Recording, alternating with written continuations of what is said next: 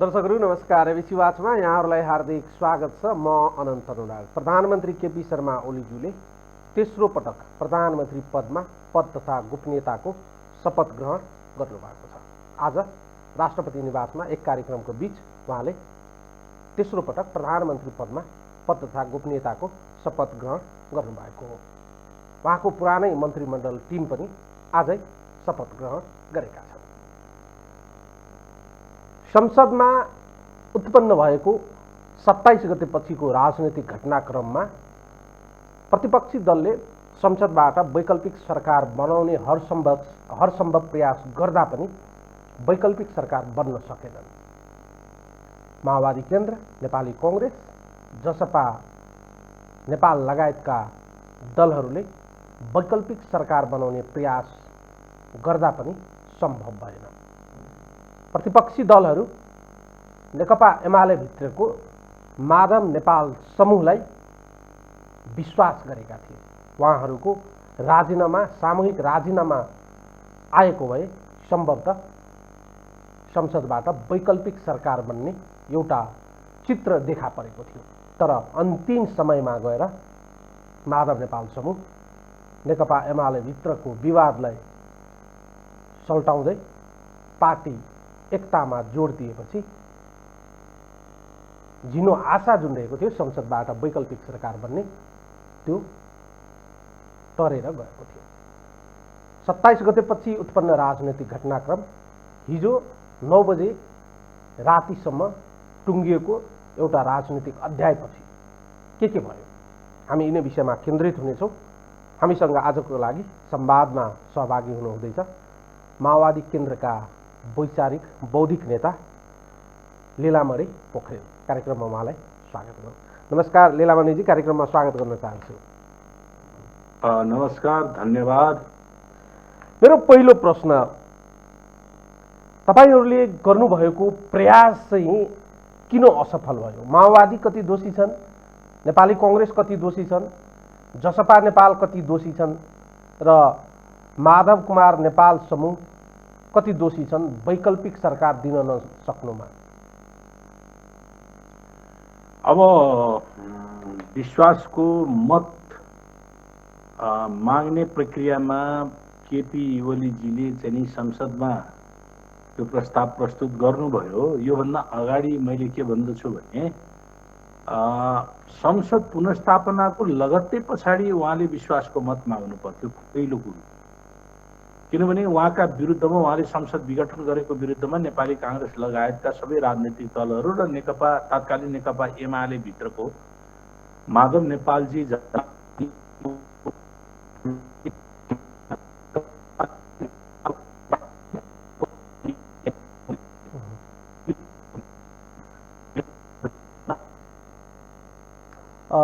लीलामणिजी, तपाईँको अडियो चाहिँ आएन, तपाईँको आवाज चाहिँ प्रष्ट रूपमा हामीले सुन्न पाएनौँ, दर्शकहरूले पनि सुन्न पाउनु भएको छैन। लीलामणिजी आएन कि आवाजै आएन, अडियो ठिक छ, आवाज नै आएन तपाईँको। अहिले आवाज अलिकति पनि आएन? अहिले ठिक छ, अहिले फेरि ठिक छ, अहिले ठिक छ। ल ठिक छ, त म अलि नजिक भएर गर्नुपर्ने। हजुर हजुर हजुर हजुर हजुर अहिले आवाज ठिक छ? अहिले ठिक छ, हजुर हजुर। ल हजुर, तपाईले जे सोध्नु भयो त्यो प्रश्नको जवाब दिनका निम्ति म एकचोटि यो संसद फागुनको 11 गते संसद पुनर्स्थापना भइसके पछाडि केपी ओलीजीको सरकार पनि पुनर्स्थापित भएको स्थिति देखियो। त्यति बेला नै केपी ओलीजीले आफूले विघटन गरेको संसद पुनर्स्थापित भइसके पछाडि आफूलाई विश्वास छ कि छैन भन्ने कुरा त्यति बेला संसदमा नै विश्वासको मत माग्नु पर्दथ्यो। त्यो किन भन्दाखेरि उहाँको कदमका विरुद्ध, उहाँले चालेको संसद विघटन सम्बन्धी कदमका विरुद्ध तत्कालीन नेकपा, नेपाल कम्युनिस्ट पार्टी नेकपाको 2/3 बहुमत, सिङ्गो देश, राजनीतिक दलहरू सबै त्यसका विरुद्धमा उत्रिएका थिए र संसद पुनर्स्थापना गरिसके पछाडि उहाँले यो संसदले मलाई विश्वास गर्छ कि गर्दैन भनेर उहाँले विश्वासको मत माग्नु पर्ने थियो, त्यो माग्नु भएन किनभने उहाँसँग त्यो मोरलै थिएन। तत्कालै हामीले केपी ओलीको सरकारको औचित्यता समाप्त भएको भनिसके पछाडि अविश्वासको प्रस्ताव पनि राख्नु पर्दथ्यो। त्यो पनि हामीबाट त्यो पनि ल्याप्सेस हुन पुगेको छ। बाँकी रह्यो फागुनको 23 गते सर्वोच्च अदालतले हाम्रो पार्टीको नामका बारेमा चाहिँ फैसला गर्यो, त्यो फैसला त सर्वोच्च अदालतले आफ्नो क्षेत्राधिकार भन्दा बाहिर गएर गरेको हो, त्यो गर्नुपर्ने थिएन।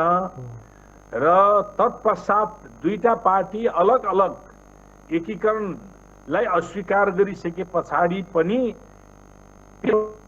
केपी ओलीजीले म प्रति अब विश्वास छ कि छैन त भन्ने कुराहरूको विश्वास संसद समक्ष विश्वासको चाहिँ नि मत माग्नु पर्ने थियो।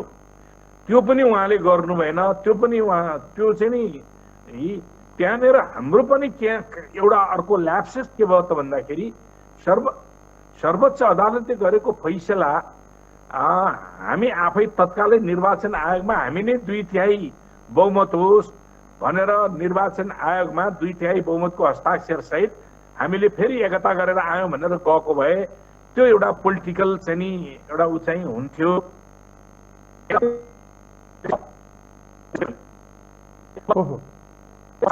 त्यस पश्चात अधिवेशन बोलाइयो। अधिवेशनमा उहाँले औपचारिक रूपले अधिवेशनमा विश्वासको मत माग्नु भएन।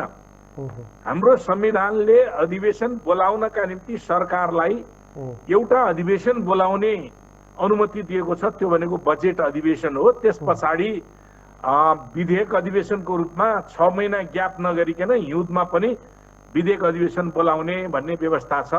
अर्को अधिवेशन विशेष अधिवेशन चाहिँ नि सांसदहरूको विशेषाधिकार हो। कुनै इस्युमा संसद नबसेको बेलामा यदि संसदले निर्णय गर्नुपर्छ भन्ने लाग्यो भने 25% सांसदहरूको हस्ताक्षरबाट विशेष अधिवेशनको माग गर्न सकिन्छ।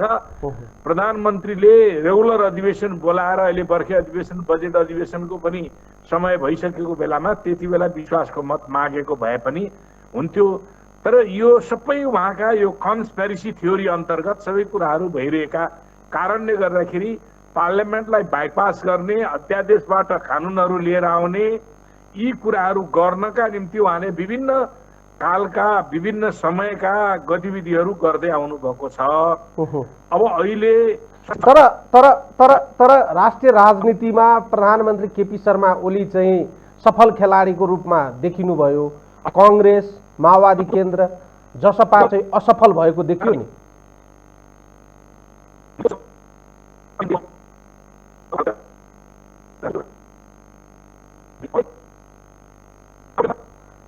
तपाईको आवाज फेरि बिग्रियो। तपाईको आवाज फेरि बिग्रियो।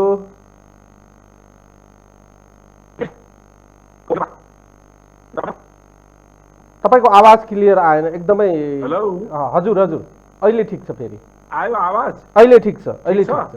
हजुर ल केपी ओलीजीको विकल्पमा अर्को सरकार गठन गर्नुपर्दछ भनेर प्रमुख प्रतिपक्षी नेपाली कांग्रेसले पहल गर्नुपर्ने। नेपाली कांग्रेसले प्रारम्भमा जुन बेला हामीसँग 2/3 बहुमत थियो र नेकपा एमालेको तर्फबाट माधव नेपालजीहरू पनि केपी ओलीको विकल्पको विरुद्धमा उत्रिसक्नु भएको थियो, त्यति बेला शेरबहादुरजीले डिले गर्नुभयो।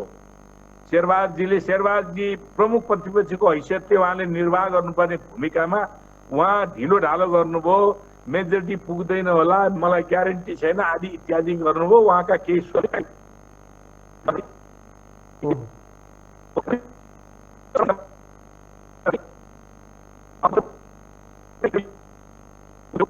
तर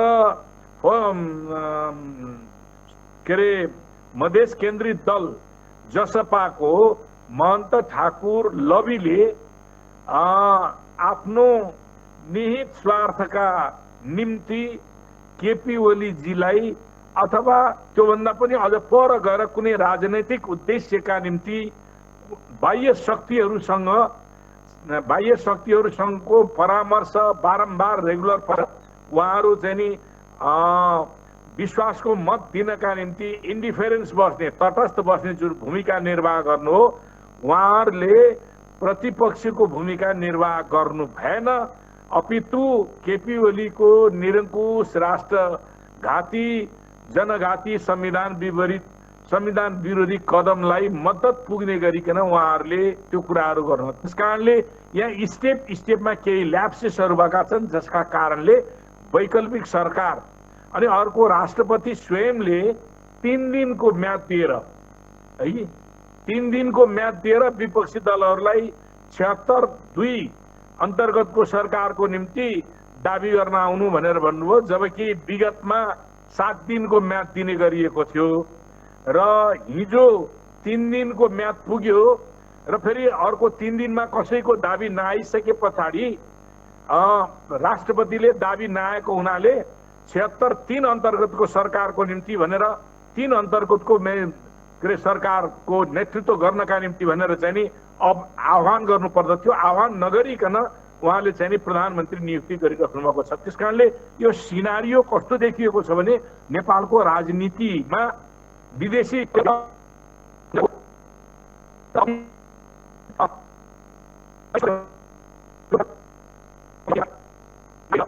माधव नेपालजीहरू पनि विगतमा जे दृष्टिकोण राख्नु भएको थियो त्यो दृष्टिकोणमा उहाँहरू अडिन सक्नु भएन र त्यो अडिन नसक्नुको मुख्य आधार के देखिन्छ त भन्दाखेरि केपी ओलीसँगको अन्तर्विरोध, प्राविधिक अन्तर्विरोधको रूपमा उहाँहरूले लिनुभयो।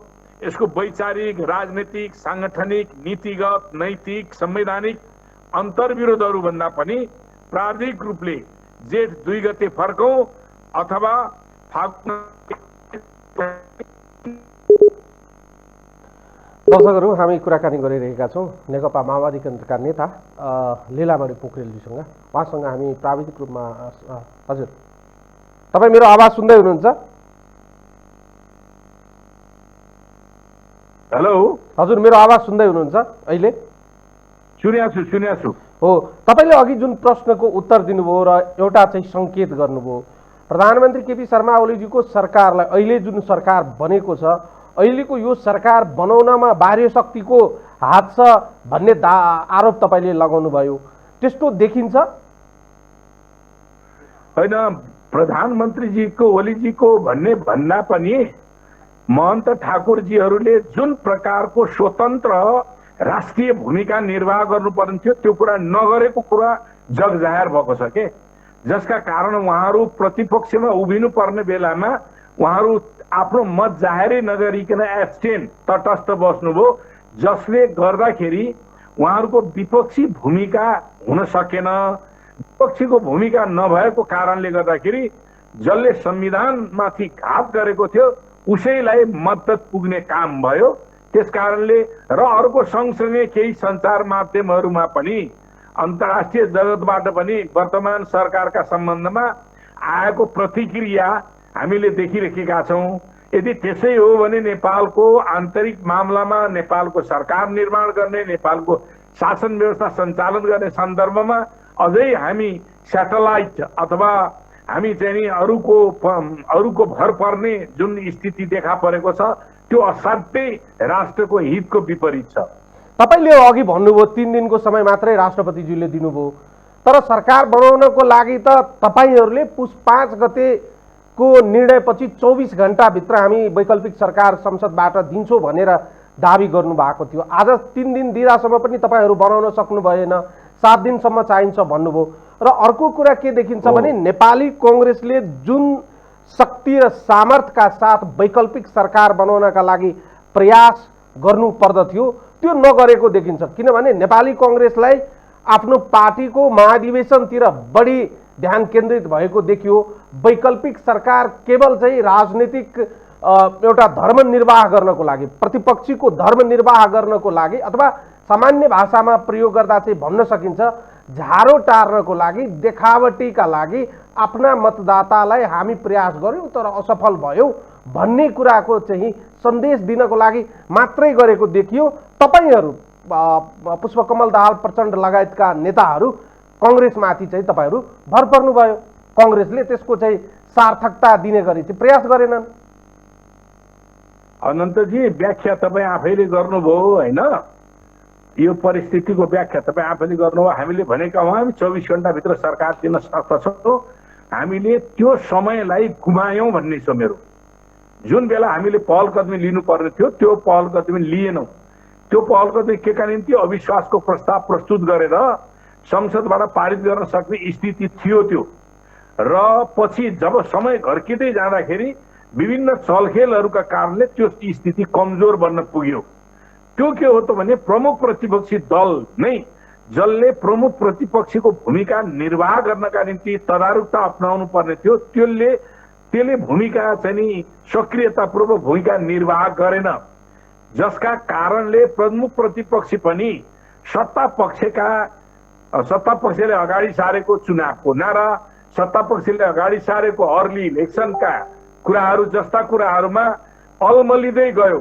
जुन अलमलिएसके पछाडि सत्ता पक्षले आफूलाई मजबुत गराउनका निम्ति विभिन्न तिगडमहरू गरेर गर्नका निम्ति उसले आफूलाई समय पर्याप्त प्रयोग गर्यो, जसका कारणले विधानमा व्यवस्था संविधानमा व्यवस्था नभएको कुरोलाई पनि अगाडि सारेर सरकारले विश्वासको मत माग्ने जुन वातावरण बन्यो त्यो वातावरणमा अनि अर्को प्रतिपक्षको भूमिकामा बसिरहेको राजनीतिक दल जसपाको एउटा फ्र्याक्सनले जसरी भूमिका निर्वाह गर्यो, मैले अघि भनेको संकेत पनि तपाईँले बुझ्नुपर्दछ कि उनीहरू आफ्नो आत्मनिर्णय गर्ने कुराहरू भन्दा पनि कसैको इशारामा कसैको निर्णयमा वर्तमान सरकारको रक्षा गर्ने मनसायबाट उत्प्रेरित भएर त्यो गतिविधि गरेको देखियो एउटा फ्र्याक्सन, जसका कारणले हामीले नेपाली कांग्रेस र हाम्रो बीचमा मात्रैको मतले सरकार परिवर्तन हुन सक्ने सम्भावना थिएन। मूल प्रतिपक्षी भनेको नेपाली कांग्रेस थियो। हामीले त नेपाली कांग्रेसको नेतृत्वमा सरकार बनाउनुस् भनेर हामीले प्रारम्भ फागुनको 12 गतेदेखि फागुनको 11 गते पुनर्स्थापना भयो। फागुन 12 गतेदेखि हामीले यो कुराहरू प्रस्ताव लगेर नेपाली कांग्रेसलाई भनेका पनि हौं, तर नेपाली कांग्रेस स्वयं तयार नहुँदाखेरि यो सबै कुराहरू डिले, जसरी न्याय व्यवस्थामा delay justice is no justice भनिन्छ अथवा ढिलो न्याय गर्नु अन्याय गर्नु हो भन्ने जस्तै राजनीतिक पहल कदमी लिनका निम्ति समयमा गरिएन भने त्यो पहल कदमीले आवश्यक प्रक्रियाहरू आवश्यक निर्णय गर्नका निम्ति त्यो चाहिँ नि कामयाब नहुन सक्छ। त्यही कुराहरू यति बेला भएको। महन्त ठाकुरमाथि तपाईहरूले आरोप लगाउनुभयो, तर महन्त ठाकुरहरूले दाबी गर्दै आउनु भएको छ हाम्रो लागि चाहिँ कसैलाई प्रधानमन्त्री बनाइदिनु ठुलो कुरा होइन, हाम्रो एजेन्डा सेटलमेन्टको विषय चाहिँ हाम्रो प्रमुख माग हो दाबी, जसले हाम्रा माग र मुद्दाहरूलाई सम्बोधन गर्छन् हामी त्यसलाई समर्थन गर्छौँ, यदि गरेनन् भने हामी कसैलाई गर्दैनौँ, तटस्थ बस्छौँ भनेर जुन निर्णय गर्नुभयो तपाईहरूले कन्भिन्स गर्न नसक्नु अथवा माओवादी केन्द्र र नेपाली कांग्रेसले महन्त ठाकुरजीहरूलाई कन्भिन्स गर्न नसक्नु, यसरी पनि व्याख्या गर्न त सकिन्छ नि। अनन्तजी लामो क्वेसन भन्दा पनि छोटो छोटोमा क्वेसन गरौँ अनि मात्र सजिलो हुन्छ। प्लिज। महन्तजीहरू कहिलेकाहीँ के भूमिका हुन्छ भने तटस्थ बस्दाखेरि नचाहेको चिज गर्नका निम्ति नेगेटिभ तरिकाले नचाहेको चिज होस् भन्ने चाहना पनि व्यक्त हुन्छ। प्रतिपक्षमा उहाँ आएको भए केपी ओलीजीले विश्वासको मत प्राप्त गर्नुहुन्थेन, अर्थात् अब विश्वासको मत प्राप्त गर्नका निम्ति उहाँले सरकार बनाउनका निम्ति कहिलेकाहीँ आफू एब्सेन्ट बसिदिँदाखेरि अर्को विकल्पमा जानका निम्ति सहज बन्थेन। अहिले त अर्को विकल्पमा जानका निम्ति केपी ओलीजीलाई सजिलो भयो। यदि विश्वासको मतमा विपरीत गएर प्रतिपक्षको उसमा चाहिँ नि उहाँले साथ दिएको भए यो स्थिति यो सिनारियो आउँदैन थियो। तर तपाईहरू जसपा भन्दा बढी चाहिँ रिलायबल चाहिँ माधव कुमार नेपाललाई आक्नु भएको थियो, उहाँमाथि चाहिँ तपाईहरूको अन्धविश्वास चाहिँ बढी थियो अथवा तपाईहरू चाहिँ ब्लाइन्डली विश्वास गरेको देखिनु भएको थियो। माधव कुमार नेपालले तपाईहरूलाई जिल्ल्याए भन्दा चाहिँ हामी गलत हुन्छौँ? अब त्यो माधव कुमार नेपालजीले जिल्ल्याए भन्ने भन्दा पनि मैले अघि पनि भने माधव कुमार नेपालजीहरूले केपी ओलीसँगको द्वन्द्वलाई वैचारिक तहबाट भन्दा पनि प्राविधिक तहबाट लिनु भएको थियो। केपी ओलीजीले माधव कुमार नेपालजीलाई पार्टीभित्र तात्कालिक नेकपा एमाले भित्र गरेको अत्याचार विभेद आदिलाई उहाँहरूले मुख्य इस्यु बनाउनु भएको थियो र पार्टी एकता पछाडि नेपाल कम्युनिस्ट पार्टी नेकपा बन्दाखेरि उहाँहरू त्यो असन्तुष्टि र तत्कालीन नेकपा माओवादी केन्द्रले उठाएको वैचारिक प्रश्न र उहाँहरूको प्राविधिक प्रश्नको बीचको एकै ठाउँ संयोजन हुन पुग्यो र हामी जोइन्टली स्ट्रगल गर्यौं यतिसम्म कि केपी ओलीलाई पार्टीबाट हटाउने सम्मको निम्ति सहमति गर्न पुगेका थियौं। पछिल्लो चरणमा माधव नेपालजी साथमा रहनुभएका कतिपय कमरेडहरूका दोहोरो भूमिका देखिए। त्यो दोहोरो भूमिका केपी ओलीसँग पनि सहकार्य गर्नका निम्ति आतुर भइराख्ने, केपी ओलीका गतिविधिलाई नियन्त्रण गर्नका निम्ति तत्कालीन नेकपा माओवादीसँगको सहकार्यलाई पनि नटुटाउने, यस्तो खालको दोहोरो भूमिका रह्यो। दोहोरो भूमिकामा माधव नेपालजी लिडरसिपको हैसियतले जुन दृष्टिकोण राखेर अगाडि जानु भएको थियो त्यसमा उहाँ अडिन सक्नु भएन। ती सहयोगी साथीहरूसँग उहाँको जुन सहयोगी साथीहरू हुन्थ्यो उहाँहरूका भूमिकाका कारणले माधव नेपालजी अन्तिम समयमा म एक्लै भए पनि यस विषयमा निर्णय गर्दछु र यसमा मैले चाहिँ नि ऊ गर्दिन, सम्झौता गर्दिन भनेर भन्नुभएको थियो। उहाँ त्यसमा टिक्नु भएन। उहाँले जिल्लाइदिनु भयो भन्ने भन्दा पनि उहाँले आफ्नो पार्टीको राजनैतिक भविष्यका सन्दर्भमा पनि उहाँले केही विश्वसनीयता गुमाउनु भएको स्थिति चाहिँ हो। तपाईले अलिकति म फर्काउँछु, नेकपा एकता प्रक्रियामा हामी यदि ध्यान दियो भने वा फर्केर हेर्यो भने नेकपा एमालेका अध्यक्ष केपी शर्मा ओली र तत्कालीन माओवादी केन्द्रका अध्यक्ष पुष्पकमल दाहाल प्रचण्ड बीच एक किसिमको निकै राम्रो सम्बन्ध स्थापित भएको थियो। दुईजना नेता मिलेरै पार्टी र सरकारका बारेमा पनि छलफलहरू भइराखेका थियो। सम्भाव त्यति राम्रो नराम्रो चाहिँ सम्बन्ध चाहिँ भएको स्थिति थिएन। तर पार्टी एकता भइसकेपछि भूमिका विहीन बन्नुभएका माधव कुमार नेपालले चाहिँ आफ्नो भूमिका खोजी गरिरहँदा पुस 5 गतेको घटनाक्रम जुन तरिकाले अगाडि बढ्यो र त्योभन्दा अगाडि चाहिँ केन्द्रीय समितिबाट चाहिँ पार्टीभित्र देखिएका केही विषयवस्तुहरूलाई चाहिँ हामीले आकलन गर्यो भने प्रधानमन्त्री केपी शर्मा ओलीज्यू बीच र पुष्पकमल दाहाल प्रचण्ड बीच चाहिँ दूरी ल्याउने काममा भूमिका निर्वाह गरेको जस्तो देखियो।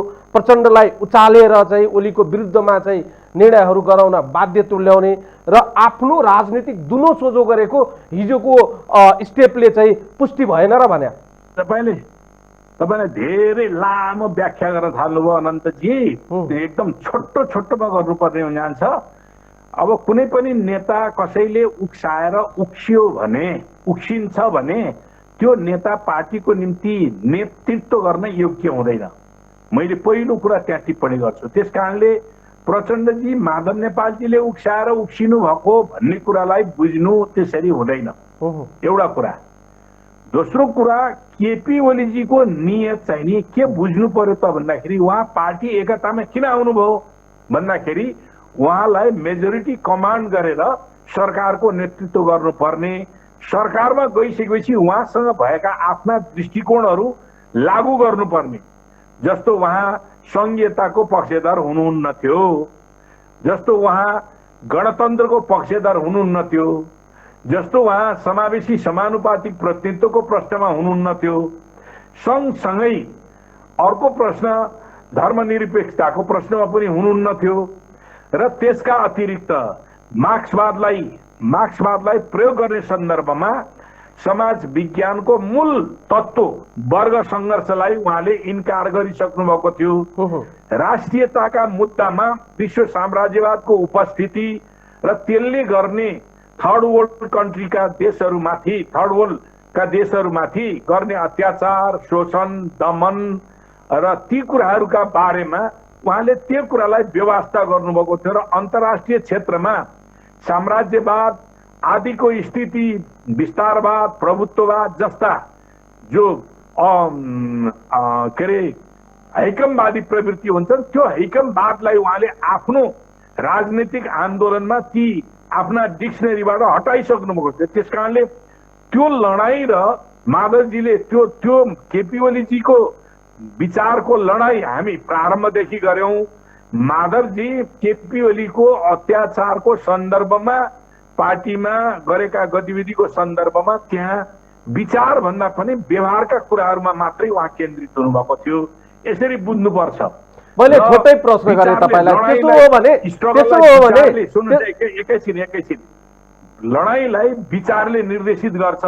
जब विचार केन्द्रित सङ्घर्ष हुँदैन अनि प्राविधिक लडाईँले के हुन्छ त भन्दाखेरि त्यो निष्कर्षमा पुग्दैन। जसरी माधवजीले के भन्नुभयो, जेठ 2 गते फर्क्यौं, केपी ओलीले जेठ 2 गतेलाई इन्कार गरिदिनु भयो। केपी ओली अहिले जेठ 2 गते फर्किदिन्छु भन्नुभयो। के उहाँहरूको अन्तर्विरोध सकियो? अर्को फागुन 28 गतेको निर्णयको कुरा गर्नुभयो। ल ठिक छ, फागुन 28 गतेको निर्णयलाई म क्यान्सल गरिदिन्छु। त्योभन्दा अगाडि केपी ओलीसँग गरेका अन्तर्विरोधहरू, केपी ओलीसँग भएका अन्तर्विरोधहरू कहाँ गए त? त्यस कारणले यो के हो भने यो विचारले मात्रै लड्ने कुराहरू हुन्छ। विचार भएन भने प्राविधिक रूपमा लडिएका लडाईँहरू चिरस्थायी हुँदैनन् र त्यो साँच्चै यो चाहिँ नि सार्थक सङ्घर्षका निम्ति कम्युनिस्ट आन्दोलनलाई विचारले नै निर्देशित गर्दछ। विचारभन्दा बाहिर गयो भने त्यो लडाईँ दिगो पनि हुँदैन र कुनै पनि बेला त्यो अनुचित प्रकारको सम्झौतामा पनि जान सक्छ। तपाईलाई छोटै प्रश्न गरे, त्यसो हो भने आम जनताले चाहिँ अहिले चाहिँ व्याख्या र विश्लेषण गरे जस्तै प्रचण्ड वा तपाईहरूले माधव कुमार नेपाल समूहलाई विश्वास गर्नु गल्ती थियो, उहाँहरूले राजनैतिक धोखाधडी गरेको हो प्रचण्डसँग? अब त्यो पनि हामीले आरोप लगाइहाल्नु पर्ने अहिलेको आवश्यकता मैले देखेका छैन। किनभने एजेन्डा बेसिसमा हाम्रा स्ट्रगलहरू केन्द्रित भएका थिए। एजेन्डामा आएर माधवजीसँग एजेन्डामा, अब त्यो एजेन्डा हामी विचारको मामलामा छलफल गर्न भ्याएका थिएनौँ। जहाँ विचारसँग आउँथ्यो त्यो विचारको सम्बन्धमा हामी छलफल गर्न भ्याएका थिएनौँ।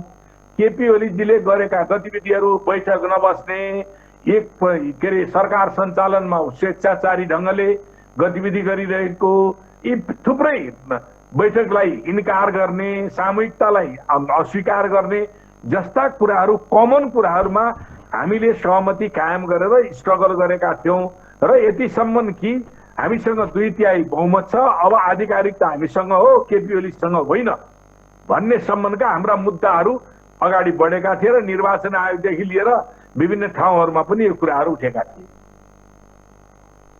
विचार सिद्धान्त कार्य पद्धति विसङ्गतिका कुराहरू गरिरहँदा अहिले आएर चाहिँ एउटा कुरा के पुष्टि भयो भने माधव कुमार नेपाल समूहले जुन प्रकारको सहमति गरेको देखिन्छ त्यहाँ चाहिँ केवल आफ्ना राजनीतिक सेटलमेन्टका लागि अथवा आफ्ना नेता वा समूहलाई सेटलमेन्ट गर्नका लागि चाहिँ ती विचार सिद्धान्त, विधि पद्धति, प्रक्रियाका कुराहरू अगाडि सारिएको थियो भन्ने कुरा हामीले प्रष्ट रूपमा बुझ्दा हामी गलत हुन्छौँ? तपाईँले भनेको कुराहरूमा 100% चाहिँ नि सत्यता नभए पनि अधिकांश सत्य छ। तपाईँले भनेको कुरा अधिकांश सत्य छ। किनभने हामीले त्यहाँभित्र पनि केही छलफल गरेका थियौँ। केही साथीहरू विचारकै प्रश्नहरू पनि उठाउनु भएको थियो। यी विचारमा पनि उहाँको जस्तो राष्ट्रियताको सन्दर्भमा उहाँले भारतीय रको एजेन्टसँग आइसकेपछि, रको एजेन्टसँग राति बालुवाटारमा भेटिसकेपछि उहाँका कतिपय अडानहरू खुस्किसकेका थिए। जस्तो नक्साको प्रकरणको बारेमा त्यसभन्दा पछाडि उहाँले नक्सा प्रकरणमा मैले गरेको हो भन्नै छोडिदिनु भयो। नक्सा प्रकरणमा उठाउनै छोडिदिनु भयो। यी अब अदृश्य समझदारी भएका थिए भन्ने प्रश्नहरू पनि उठ्दछन्। अदृश्य प्रकारका समझदारी। अर्को तपाईँ हेर्नुहोस्, त्यो चाहिँ नि के अरे बौद्धिक वर्ग, इमिनेन्ट पर्सनालिटीहरूको चाहिँ नि द्विपक्षीय 2 वर्ष लगाएर गरिएको प्रतिवेदन अहिलेसम्म त्यो सार्वजनिक गरिएको छैन। त्यो कुराहरू नेपाली जनताको करबाट खर्च भएको छ। त्यो कुरा नेपाली जनताले हेर्न पाउने हक छ। तर अहिलेसम्म मोदीले लिएनन् भन्ने भन्दा पनि नेपाली जनताले त्यो थाहा पाउनु पर्ने, किन त्यसमा पहल कतिपय गरेनन् त? त्यस्तै गरिकन त्यस्तै अरू प्रश्नहरू पनि छन् जुन प्रश्नहरू अलि गम्भीरताका साथ अहिले केपी ओलीजीले तत्कालीन हिजोको राष्ट्रियता, राष्ट्रवादी छवि बनाउनु भएको थियो। त्यो छवि अहिले नक्सा अभी तपाईँले थाहा छ यो वर्ष वैशाखमा कहिले हो चाहिँ नि त्यो पदक वितरण भयो। पदक वितरण गर्दाखेरि हामीले संविधानमा व्यवस्था गरेको नेपालको नक्सा, यी लिम्पिया धुरा कालापानी समेतको नक्सा जुन बनाइएको थियो र हामीले चाहिँ नि संविधान संशोधन गरेर पनि निशान छापमा पनि त्यो नक्सा राखेका थियौँ। अब पदक वितरण गर्ने बेलामा त्यो चुच्चे नक्सा नराखेर बुच्चे नक्सा वितरण गरिदिनु हो। अनि गृह मन्त्रालयले जवाब के दियो भने पोहोर साल तयार पारेको नक्सा संविधान आज लागू हुन्छ, पोहोर साल तयार पारेको नक्सा भनेर चाहिँ वितरण गर्दा आज वितरण गर्न मिल्दथ्यो र त्यसकारण यस्ता कतिपय उहाँका दृष्टिकोणहरू के थिए भने ढोंगी थिए भन्ने कुराहरूको प्रश्न हुन्छ। अब त्यसैले गर्दाखेरि अब केपी ओलीजीको नियत र माधव नेपालजीहरूले गर्नुभएको स्ट्रगलको बीचमा त्यो स्ट्रगलले एउटा सार्थक निकास नपाउँदै उहाँहरूलाई प्राविधिक रूपले उहाँहरूले चाहिँ त्यहाँ पुग्नु उहाँको निम्ति व्यक्तिगत रूपमा त उहाँ बाध्यकारी पनि होला, तर त्यसलाई विश्लेषण गर्दाखेरि के हुन्छ त भन्दाखेरि यो चाहिँ दृढ अडान भएन अथवा केपी ओलीसँग अलगै हुनु पर्दथ्यो भन्ने मात्रै प्रश्न पनि थिएन। उहाँले त केपी ओलीलाई पार्टीबाट सदस्यताबाट समेत निष्कासन गर्न तयार भएर सदस्यता निष्कासन गरेको मान्छे हो। अब त्यसो हो भने एउटा महत्त्वपूर्ण प्रश्न के हो भने प्रधानमन्त्री केपी शर्मा ओलीज्यू संविधानको धारा 76(3) अनुसार चाहिँ शपथ ग्रहण गर्नु भएको छ। आजै चाहिँ अनौपचारिक रूपमा प्रचण्डजी र माधव कुमार नेपालजी भेटघाट भयो। छलफल अनौपचारिक छलफलको क्रममा पुनः पनि भेट हुन सक्ने कुरा चाहिँ बाहिर आएको छ।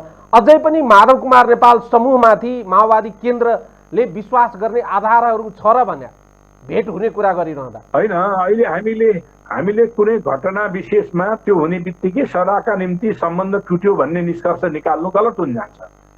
किनभने आफ्ना आफ्ना पार्टीका आफ्ना आफ्ना विचारसँग केन्द्रित भएर आफ्ना आफ्ना दृष्टिकोणबाट पार्टीहरू सञ्चालित छन्। अब अहिले नेकपा एमालेको पुनर्गठन सर्वोच्च अदालतको फैसला फागुन 23 को फैसला पछाडि उहाँहरू नेकपा एमालेलाई व्यवस्थित गर्ने भनेर जेठ 2 गते लागू गर भनेर उहाँले नारा नै केपी ओलीलाई जेठ 2 गतेको स्थितिमा पार्टीलाई लैजाऊ, पार्टीको संरचना हिजो जेठ 2 गते जे थियो त्यही कुरा लागू गर, पार्टीको विचार जेठ 2 गते जे थियो त्यही कुरा लागू गर भन्नेमा गइसके पछाडि अब त्यो चाहिँ पूर्वमा एमालेलाई पुनर्गठित गर्ने र एमाले भित्रको अन्तर्विरोधहरूलाई समाधान गरेर एकताबद्ध गर्ने भनेर गइसके पछाडि अहिले हामीले केही कालका निम्ति हामीसँग सहकार्य गर्नु हो, अहिले एमालेमा फेरि फर्किनु हो, त्यसकारण हामी तपाईसँग राजनैतिक सम्बन्ध पनि राख्दैनौँ भनेर निष्कर्ष निकाल्नु राजनैतिक पार्टीका निम्ति उपयुक्त हुँदैन। जसरी नेपाली काङ्ग्रेससँग पनि त हाम्रा थुप्रै मतभेद हुँदाखेरि आन्दोलनमा पनि नेपाली काङ्ग्रेसलाई अपिल गर्यो भने अहिले सरकार निर्माणका निम्ति पनि नेपाली काङ्ग्रेससँग हामीले चाहिँ सहकार्य गर्ने भनेर गरेका थियौँ। विगतमा त नेपाली काङ्ग्रेससँग सरकारको साझेदारी गरेकै अवस्थामा हामीले त्यो कुरालाई अस्वीकार गरेर वामपन्थी पार्टीहरूको बीचमा ध्रुवीकरण र एकताको आवश्यकता छ भनेर संसदीय सङ्घीय चुनावमा हामी प्रदेश र सङ्घको चुनावमा हामी चाहिँ तत्कालीन नेकपा एमालेसँग एलायन्स गरेर लड्यौँ र पछि गएर हामी पार्टी एकता पनि गरेका थियौँ। त्यसकारणले यो एजेन्डा बेसिसमा सम्पर्क सम्बन्ध र संवादहरूद्वारा पुनः कुनै पनि कुराहरू गर्न सकिने कुरा हुन्छन्। तर के हो त भन्दाखेरि त्यसमा कसैले पनि त्यो धोखाधडी गर्नु हुँदैन भन्ने मान्यता चाहिँ ठिकै हो। अब संविधानको धारा 3 अनुसार 76(3) अनुसार प्रधानमन्त्री बन्नु भएको छ। 30 दिनभित्र चाहिँ विश्वासको मत लिनुपर्ने संवैधानिक व्यवस्था छ। जसपा नेपालको महन्त ठाकुर समूहको दाबीलाई हामीले हेर्ने हो भने के भनिराखेका छन् भने हामी चाहिँ कसैको पक्षमा छैन, हाम्रो माग अगाडि सारेका छौँ। 30 दिनभित्र विश्वासको मत लिँदा प्रधानमन्त्रीजीले पुनः चाहिँ विश्वासको मत लिन सक्नु भएन भने मुलुकको राजनीति कता जाँदैछ भन्ने कुराको लेखाजोखा कसरी गर्ने होला? तपाईँ त एकदमै पाको राजनीतिज्ञ हुनुहुन्छ। एकदम सहज ढङ्गले विश्वासको मत उहाँको गन्तव्य केपी ओलीजीको गन्तव्य पनि त्यही नै हो।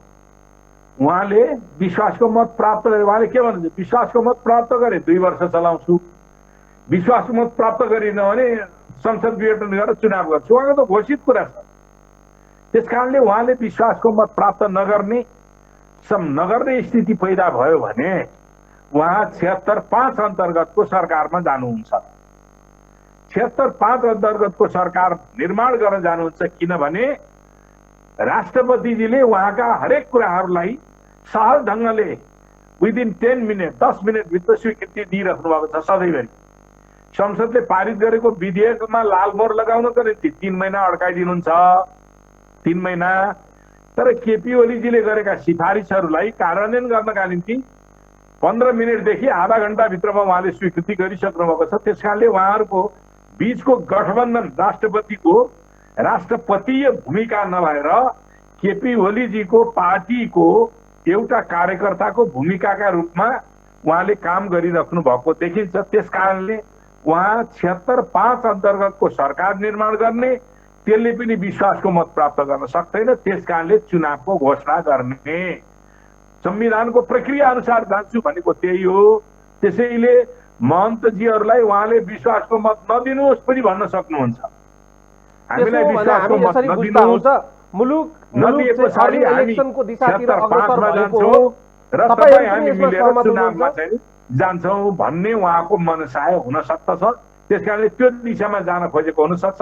हामीले यो कुराहरू नबुझेको होइन, बुझेका छौँ र पोलिटिकल एउटा पार्टी हुनुको कारणले विभिन्न एजेन्डाहरूलाई विभिन्न राजनीतिक शक्तिहरूसँग कसरी सहकार्य, कसरी अन्तर्विरोध अगाडि बढाएर जान सकिन्छ भन्ने कुराहरू हामी त्यसमा जानकार नभएको होइन, जानकार छौँ। मुलुक निर्वाचन उन्मुख हुँदै गएको हो भने चाहिँ प्रधानमन्त्री केपी शर्मा ओलीकै नेतृत्वमा यदि निर्वाचन भयो भने माओवादी केन्द्र निर्वाचनमा भाग लिन तयार भएको छ कि छैन?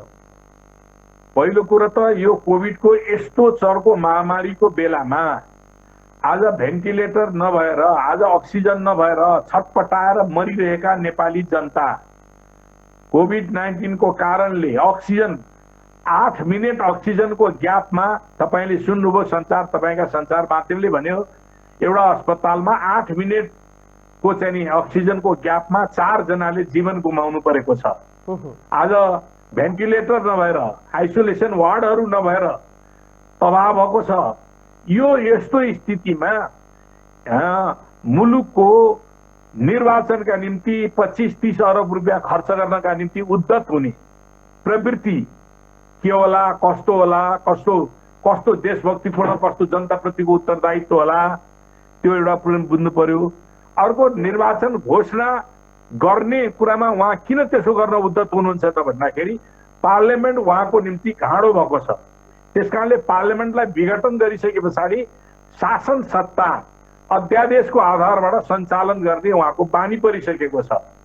अध्यादेशको आधारबाट सबै कुराहरू सेटिङ गर्ने र आफ्नो अनुकूलतामा लैजाने उहाँको आदत परिसकेको छ। लोकतन्त्रलाई मास्ने, गणतन्त्रलाई मास्ने प्रक्रियामा उहाँ चाहिँ धेरै अगाडिदेखि योजनाबद्ध ढङ्गले आइराख्नु भएको छ।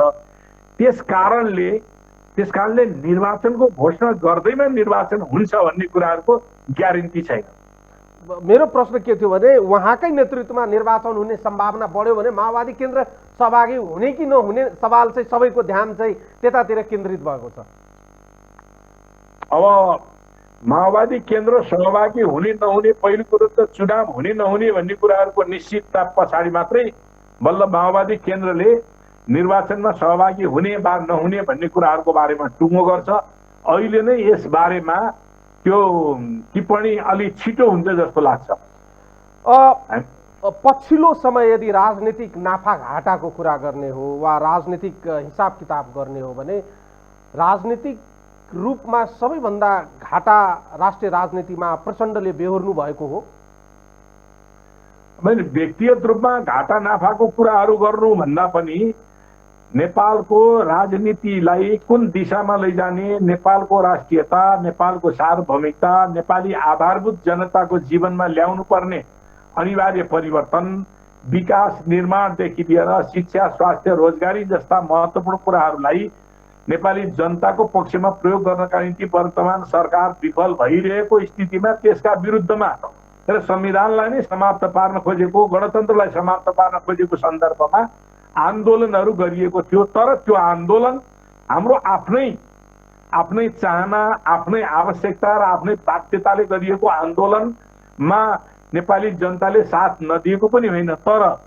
तर शक्ति सन्तुलनको स्थितिमा हाम्रा जो प्रतिनिधिहरू छन्, संसदका प्रतिनिधिहरू छन्, राजनैतिक दलहरू छन्, यो आवश्यकतालाई ठिक ढङ्गले नबुझ्दाको स्थितिमा यो चाहिँ घटनाक्रम हामीले जसरी अगाडि लैजान खोजिरहेका थियौँ त्यो कुराहरू भएन।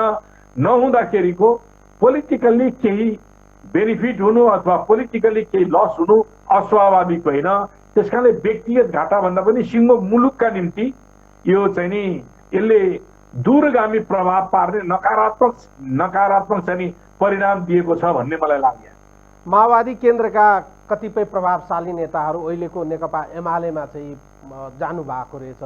नेताको हिसाबले, नेतृत्वको हिसाबले पनि घाटा भएको छ भन्दैछन् राजनीतिक विश्लेषकहरू। अर्को एउटा विश्लेषण के हुँदैछ भने राजनीतिक रूपमा जुन स्थितिमा अहिले माओवादी केन्द्र पुगेको छ, यहाँभन्दा अब अर्को एउटा छलाङ मार्नको लागि वा अर्को एक स्टेप माथि जानको लागि निकै सकसपूर्ण स्थितिको सामना गर्नुपर्ने स्थिति राष्ट्रिय राजनीतिले सङ्केत गरेको छ।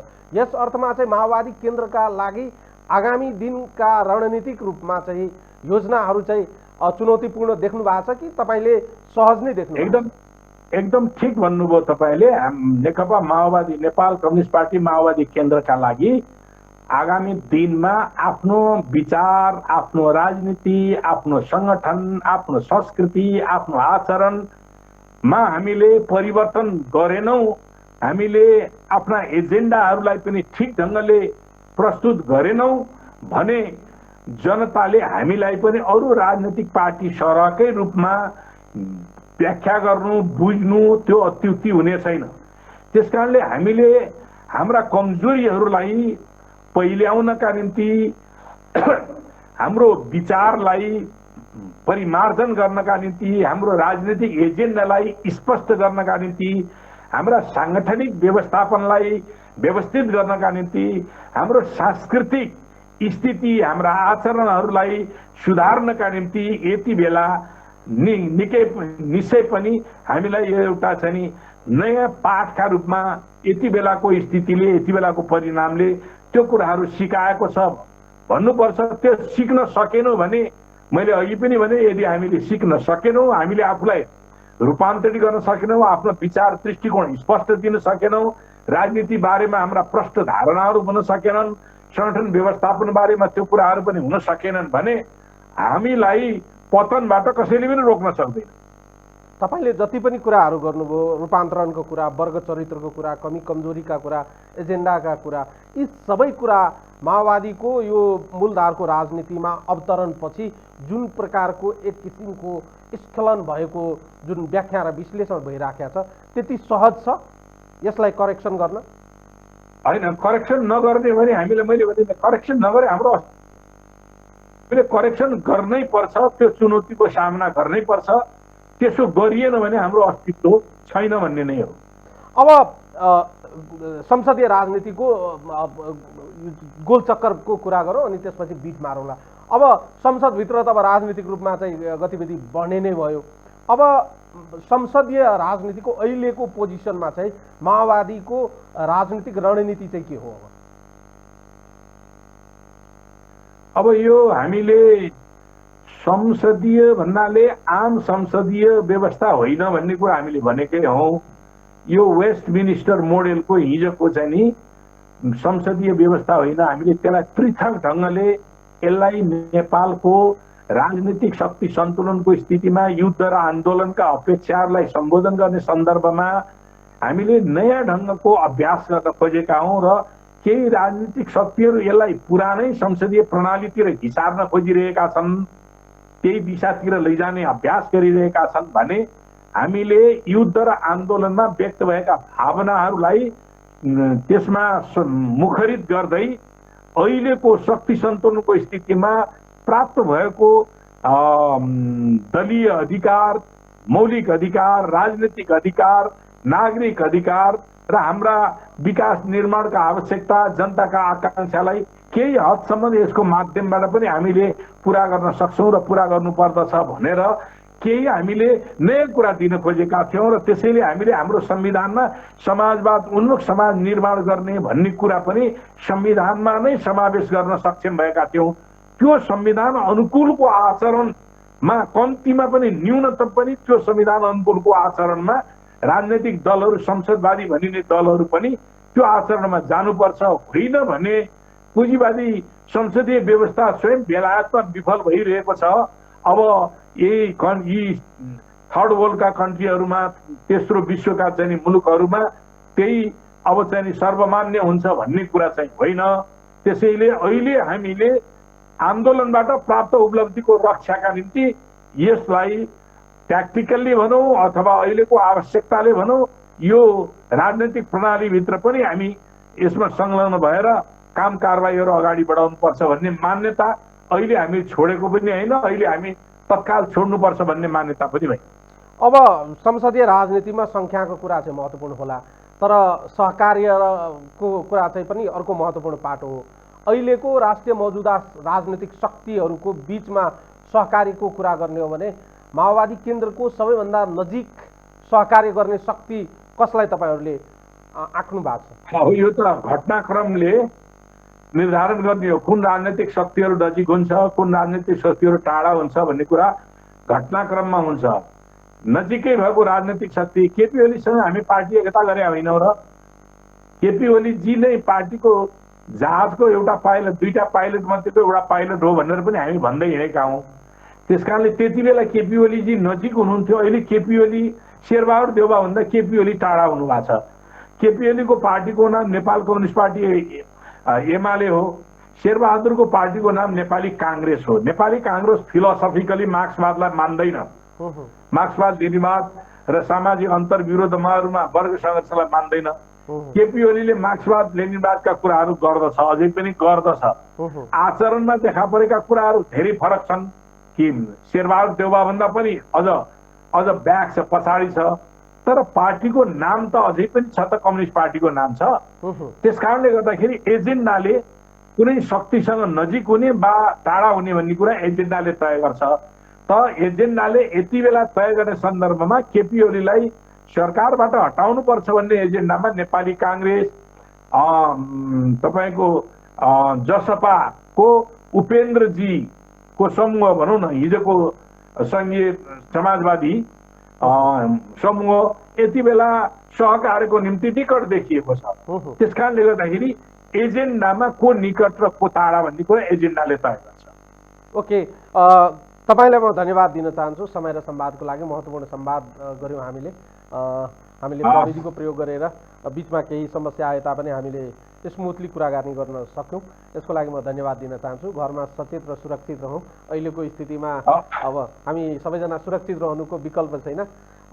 यस अर्थमा पनि तपाईँलाई धेरै धेरै नेपाली जनता कोरोना महामारीका कारणले आक्रान्त बनेका छन्। राज्यले अक्सिजन दिन नसकेर, राज्यले अस्पतालमा बेड पनि दिन नसकेर, राज्यले औषधि पनि दिन नसकेर, राज्यले खोप पनि ल्याउन नसकेर, खोप दिन्छु भन्ने, खोप हामी उपलब्ध गराउँछौँ, औषधि उपलब्ध गराउँछौँ, सहयोग सामग्री उपलब्ध गराउँछौँ भन्नेहरूसँग पनि सम्बन्ध कायम गर्ने नगरेर अहिले पनि कमिसनको जुन खालको गतिविधि गरिरहेको देखा परिरहेको छ, भ्रष्टाचार देखा परिरहेको छ। यस्तो भ्रष्ट अनैतिक सरकारले नेपाली जनतालाई मार्ने बाहेक अर्को जिउने उपाय दिएको छैन, दिँदैन।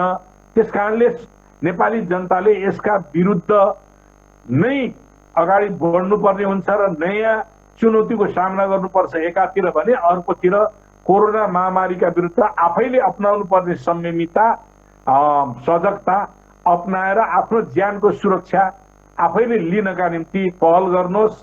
राज्यबाट त्यो पहल अहिले चाहिँ नि पर्याप्त नहुने हुनाले नेपाली जनता पहिले बाँचौँ अनि त्यसपछि राजनीतिक आन्दोलनमा हामी सहकार्य गरौँला, अगाडि बढौँला। धन्यवाद। धन्यवाद। दर्शकहरू, उहाँ हुनुहुन्थ्यो नेकपा माओवादी केन्द्रका बौद्धिक नेता लीलामणि पोखरेल। तपाईँहरू घरमा सचेत र सुरक्षित रहौँ। मास्क लगाउने बानी चाहिँ बसालौँ र अहिले जीवन जोगाउनु महत्त्वपूर्ण छ। यस अर्थमा सम्पूर्ण युनिट लगायत मलाई पनि बिदा दिनुहोस्। घरमा सचेत र सुरक्षित रहौँ, मास्क लगाउँ, हातलाई सेनिटाइज गरौँ, बाहिरबाट घर प्रवेश गर्दा साबुन पानीले हात धुन चाहिँ नबिर्सौँ। हामी सचेत र सजग रह्यौँ भने सम्भवतः कोरोनाको यो कहरबाट हामी जोगिन सक्दछौँ। आजको लागि बिदा दिनुहोस्। नमस्कार।